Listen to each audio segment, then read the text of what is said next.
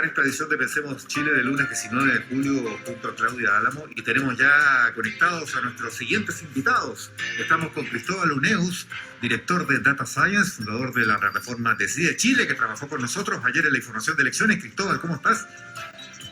Muy bien, gracias Mauricio. ¿Y usted? ¿Qué tal? Muy bien, gusto de tenerte de nuevo. Lo mismo que Axel Callis, sociólogo, director de Data Influye. ¿Qué tal, Axel, experto electoral? Hola, Mauricio, con mucho frío hoy día en la mañana, sí. Pero bien.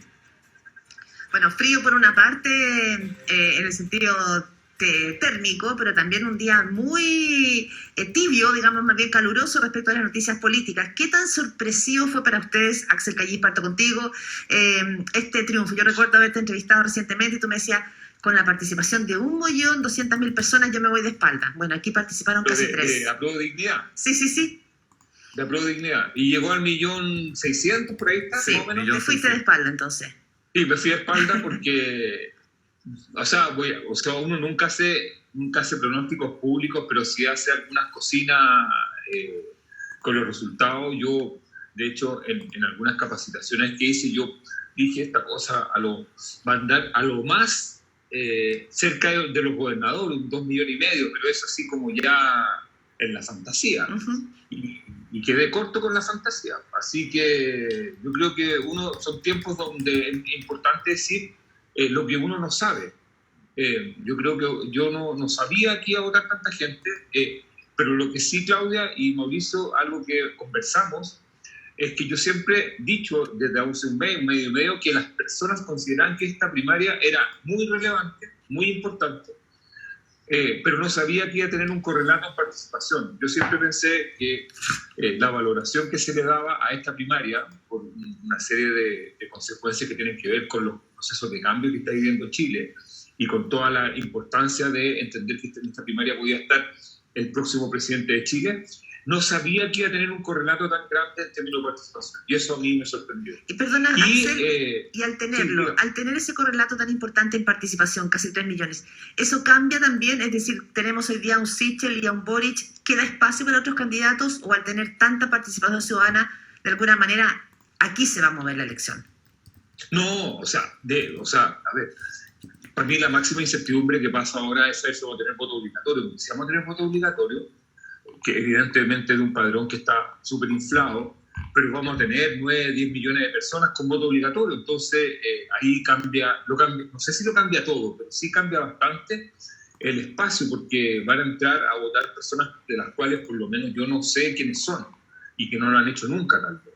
Entonces, esa para mí es una incertidumbre bastante grande. Yo no sé si con este cambio de escenario la idea o el proyecto de voto obligatorio va a progresar aún más. Capaz que se posponga, no tengo idea, pero yo creo que sí hay espacio para que crezca de todas maneras un liderazgo, pero ese liderazgo tiene que operar en las claves de lo que vimos ayer. Es decir, ayer hubo un fuerte llamado a la renovación y jubilaron a varios políticos. Vamos luego desarrollando eso. Apunto que la votación de Apruebo Dignidad ayer fue más alto que lo que estábamos comentando, 1.750.000 votos y 1.340.000 y tantos para Chile Vamos.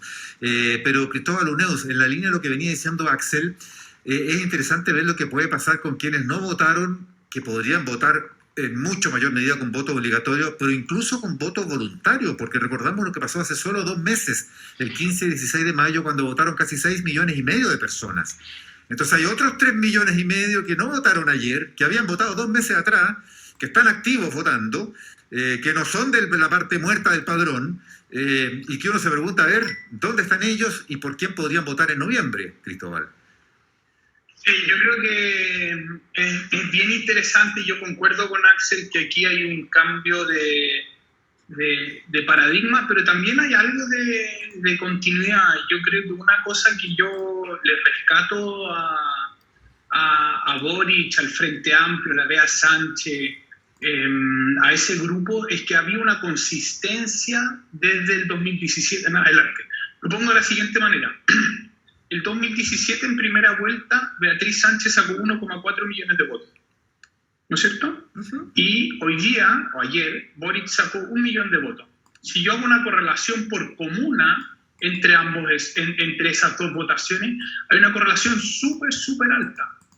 desde comunas como Yayay hasta comunas como Puente Alto. Entonces, consistentemente, el Frente Amplio le está hablando a un electorado más diverso, más amplio, y yo creo que, obviamente, Jadwe sacó 700.000 votos, y eso es bien impresionante en un país donde el anticomunismo existe y es reflejo de ayer, tanto así que Boric sacó, como bien tuiteó Axel, que yo no lo había visto, ¿no es cierto? Boric sacó más votos que Lavín en el Distrito 11. Claro. Entonces, yo no estoy diciendo que Boric haya ganado por eso, al contrario, lo único que estoy diciendo es que su coalición expandió los votos de una manera importante. Algunos de esos votos van a volver con él en primera vuelta, pero otros votos no van a volver con él en primera vuelta.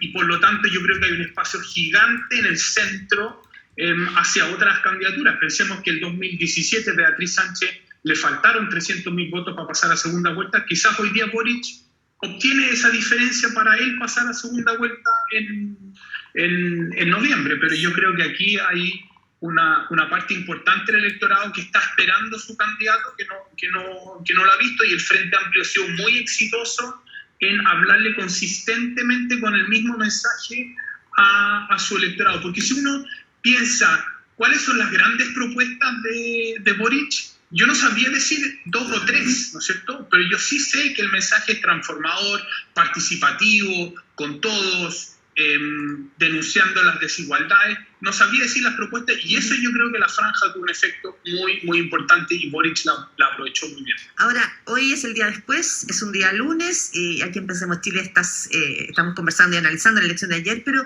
mi pregunta es, ¿qué espacio en esta mesa tan contundente con los votos de Gabriel Boric, con los votos de Sichel, y también como lo que tú dices, la votación de Jadwe, si bien perdió, es una votación potente?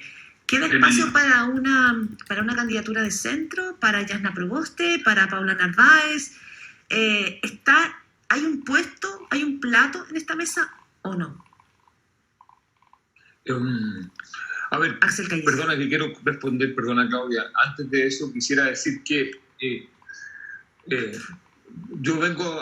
venimos muchos haciendo encuestas hace harto tiempo con Jadwe, y yo no sé, o sea, yo creo que, voy a decirlo en positivo, yo creo que Jadwe tenía todo para ganar, todo.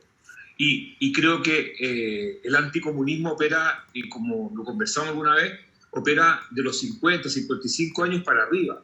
Pero la gente joven que estaba ayer que fue a votar, no percibo, o sea, los estudios no se percibe un anticomunismo. Lo que pasa es que Jadwe hizo una muy mala campaña los últimos 3 semanas.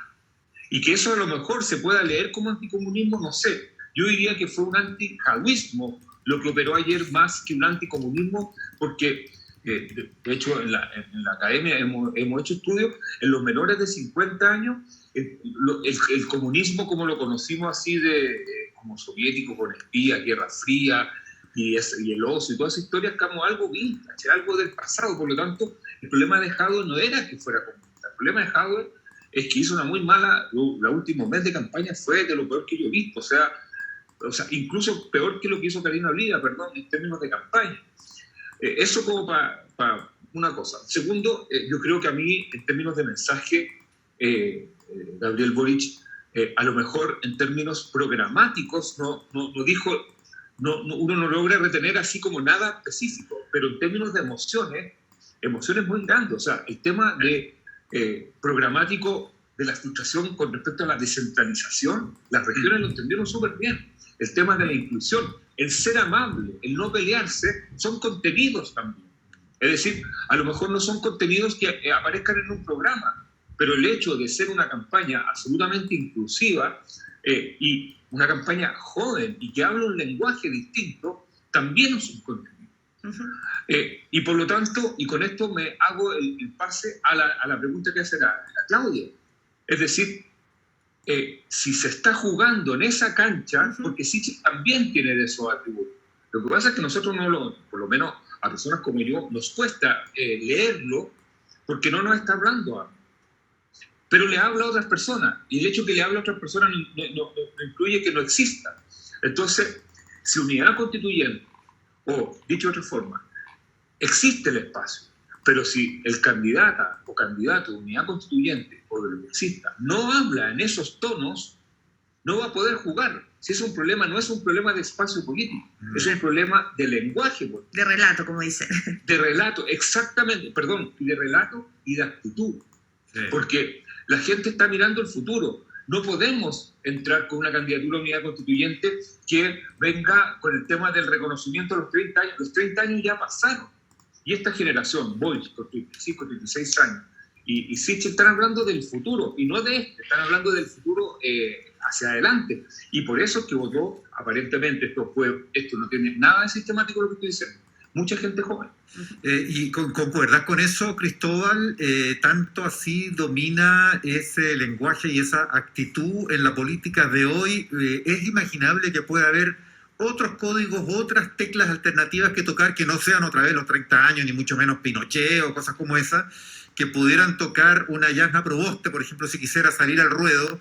Estoy imaginándome, dado el rol que ella tiene, por ejemplo, tocar la tecla institucional, la tecla republicana, democrática, grandiosa, o la tecla de unas reformas institucionalmente llevadas a cabo, no sé, que pudiera seducir a parte del electorado, o son temáticas que no calan en la ciudadanía.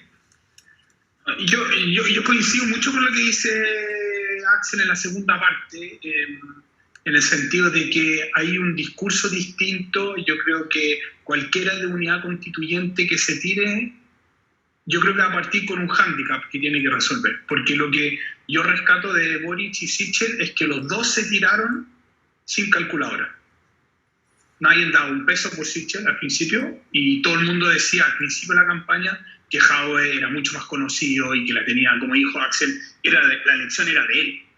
Entonces yo creo que la gente valoró la convicción y la fuerza que transmitieron en el mensaje, y eso es difícil de replicar consistentemente, porque claro, esto fue una campaña corta, pero de aquí a noviembre faltan 4 meses o 5 meses, y por lo tanto hacer esto de manera consistente va a requerir mucho talento político y habilidad en cualquiera de los candidatos, incluso los que ganaron la primaria ayer, ¿no es cierto?, que parten con una ventaja porque ya resistieron los embates en el foro, en los debates, en las radios, en las interpelaciones.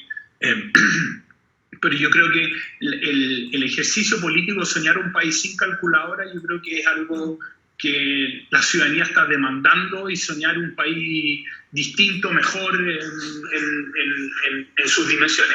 Ahora, ambos candidatos tienen una cosa en común: ganaron a través de todo el país. Sí, eso es muy consistente. Y eso también es algo muy, muy consistente. Sí. Boric ganó en 310 comunas, Sichel ganó en 290 comunas y en un mes. Y yo encuentro que incluso lo de Sichel es más notable, porque él no tiene partido. Sí, no tiene partido. Comentaba eso ayer, que no había maquinaria. Y eso es muy, muy impresionante hacerlo. Boric, no le estoy quitando mérito a Boric, pero Boric tenía concejales, alcaldes, candidatos a gobernadores, tenía un gobernador en una región, ¿no es cierto? Una región era los gobernadores del Frente Amplio, pero Sichel no tenía eso. Entonces yo encuentro que lo de Sichel es bien, y abre una incógnita para la derecha pensando en noviembre. Una consulta, Cristóbal Uneus y también Axel Callis. Hemos puesto la mirada en los ganadores porque ha sido muy contundente, también en la derrota de Jadwe, pero también Joaquín Lavín era el candidato que tenía la primera opción hasta hace un mes y medio. ¿Qué pasó, a juicio de ustedes, con Joaquín Lavín? Axel Callis. ¿Te acuerdas de la expresión llegar es mejor que estar? Sí. ¿Te acuerdas de esa expresión? Bueno, él estaba, y Jadwe se quedó, también estaba. Yo siempre trato de encontrar referencias de los grandes comentaristas de fútbol, y en el fútbol se dice llegar es mejor que estar. Llegar a una jugada que es un poco abstracto, con el envión, con la direccionalidad, con la energía, es mejor que estar quieto. Y también lo veníamos diciendo no solamente nosotros, sino que lo veníamos todo el mundo. Lavín llevaba 20 años de candidato. Es decir, el desgaste no era ninguna novedad, tiene un nivel de conocimiento que ya no le permitía crecer más en adhesión, y por lo tanto se transformó en un candidato desde hace mucho rato, un candidato como de segunda mano, llamémosle. Es decir, pucha, si no hay nada en la derecha, ya la vi, ya lo conocemos, pero la derecha estaba ávida de un rostro nuevo. Briones leyó bien la situación, dijo, capaz que sea yo. No, y Sichel se anticipó, dijo, no, en realidad soy yo. Y Sichel llegó, es decir, el movimiento que estableció en la campaña Sichel, la energía, un discurso articulado, y también es que un candidato que tiene evidentemente una inconsistencia en su vida partidaria, que él lo ve casi como un valor, pero para mucha gente puede ser algo importante el de la historia de su vida, el video de Kramer y una serie de cosas que lo ponen nuevamente en una dimensión distinta a la de Lavín. Lavín se movió en el eje, el primero socialdemócrata, el típico problema de la identidad. Bueno, y Jadwe, ¿para qué está decir? O sea, él llevaba buscando en las encuestas, no solo en todas, o en la mayoría, llevaba estando en primero o segundo lugar desde hace un año, entonces 8 meses. Y él, evidentemente, lo de Jadwe, lo conversamos recién, fue un problema de actitud y de campaña. Él es decir, no supo y no entendió nunca que es, como siempre yo digo, de manual, que las campañas se ganan no los extremos, se ganan moderándose un poco hacia el lado. ¿No? Yo no le estaba pidiendo, o no le estábamos pidiendo a Jadwe que se corriera al centro, sino que se moviera con un poquito más de habilidad al mundo socialista, más moderado, pero con elegancia, no esta cosa de poner militantes socialistas y decir nosotros votamos por ellos, porque eso es engañar a la gente. Las personas saben que los militantes socialistas no podían votar por ellos. Eso fue, diría que burdo. Una palabra, Cristóbal, que te quedaste ahí sin intervenir en esta parte, sobre los perdedores, especialmente Lavín, como preguntaba Claudia. A ver, yo creo que lo de la UDI es preocupante en el sentido de que no supieron leer estos nuevos tiempos. Yo creo que la elección de los constituyentes ya fue una señal que yo creo que ellos ignoraron. En el sentido de que les fue mucho más mal de lo que ellos esperaban, y decidieron decir, no, pero sin concejales no fue bien, nos va a ir bien en la elección presidencial porque predice mejor concejal. Pero en 3 de las 4 elecciones perdieron. Entonces yo creo que hay un tiempo-reacción bastante malo. Briones, yo estoy de acuerdo con Axel, Briones aquí trató de creer que él podía interpretar, yo creo que fue demasiado académico en su discurso, ¿no es cierto?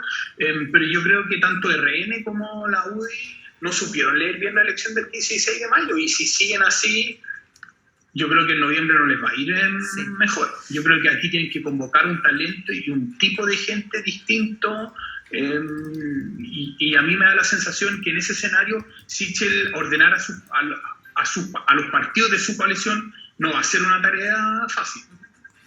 Cristóbal Uneus, Axel Cayís, muchas gracias por compartir análisis aquí en Pensemos Chile. Se nos va. Rapidísimo. Para nosotros más que ustedes. Sí, perdona, 20 segundos, por favor. No se pueden sacar conclusiones a Filich con ni la elección de gobernadores, donde le fue muy bien a la ADC, ni con una primaria de 3 millones. Recordemos que las elecciones se juegan desde los 6,5 millones para arriba, así que está todo por hacer. Así que eso. La cancha está abierta.